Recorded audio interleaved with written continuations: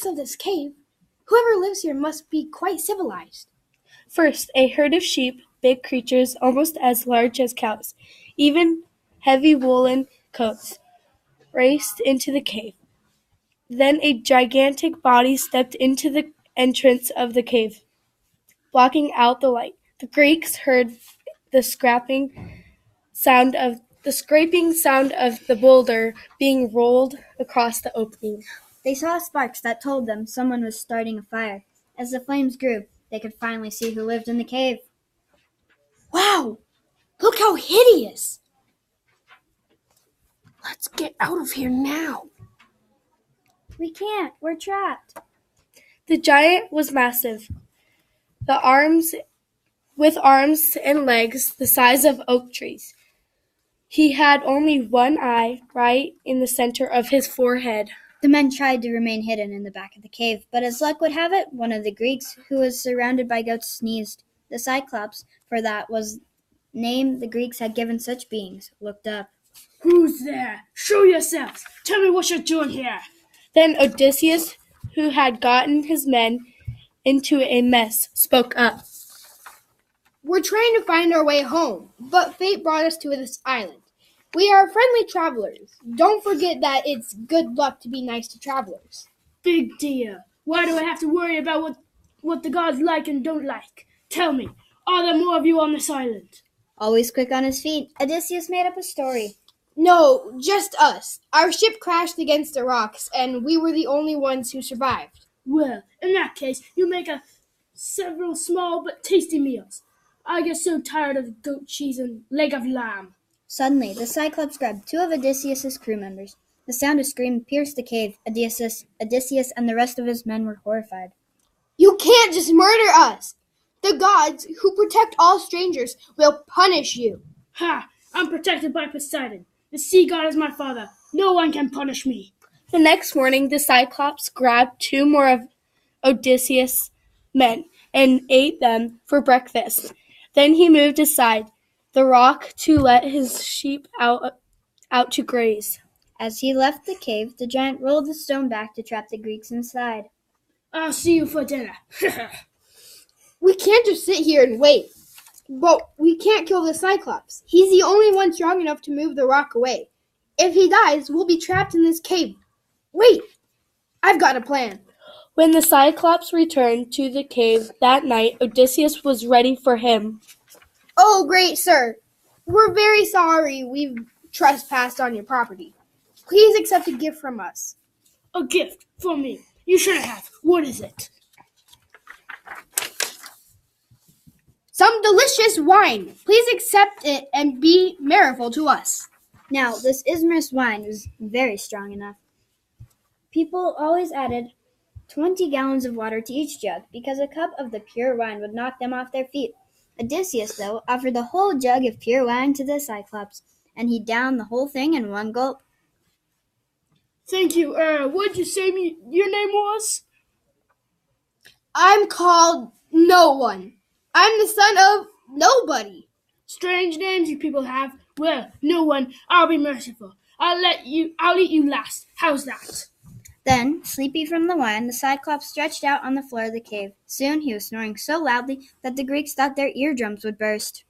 Odysseus and his comrades took a long pole from one of his sheep pens. They sharpened it and pulled it into the fire until it glowed. Then, with Odysseus leading the charge, they rammed the pole with all their strength, aiming it at the Cyclops' only eye. The Cyclops roared out in pain. His cries woke up other Cyclops people who lived nearby. They stood outside his blocked-up cave and called in. What's happening to you? Are you okay? No one has hurt me. No one has blinded me. Well, if no one has bothered you, don't disturb us. Now the Cyclops was determined to eat every last one of the Greeks. It will take me longer to find you, but you can't escape. I'll keep you holed up in this pen until I've found each and every one of you. When the Cyclops let out one of his big sheep the next day, Odysseus whispered to his men that this was their chance to escape. Each of you, hold on to the bottom of one of the sheep. Let them carry you out, but don't let the Cyclopses touch you, or we'll all be dead men." The men did as their leader ordered. They slung themselves over the ox-sized sheep and grabbed hold of its thick wool, making sure to stay out of the reach from the Cyclops. The Cyclops touched each sheep before he let it out of the cave to make sure he wasn't letting any of the humans escape. But he had only patted the sheep's back, never suspecting that men could be riding underneath. There, my pretty lambs. You can see the light of day, but those men will rot in darkness. That is, until I find them. Odysseus was the last one to leave the cave. He didn't know that until he had hitched a ride under one of the Cyclops' favorite sheep. The giant patted the old ram on the back and spoke to it. "Oh, my pet, I may be blinded, but I know you. But why are you so slow today? We are surely the first one out to the pasture. You must be upset about my eye. Don't worry, I'll make no one pay for this." The monster's hand came within an inch of Odysseus, but that wasn't close enough. The old ram ran out of the cave, and Odysseus was free.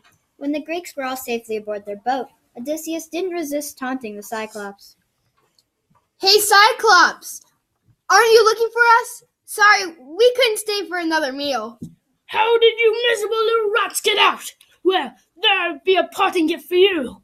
Aiming in the direction of the voice, the Cyclops hurled a huge stone that just missed sinking Odysseus' ship.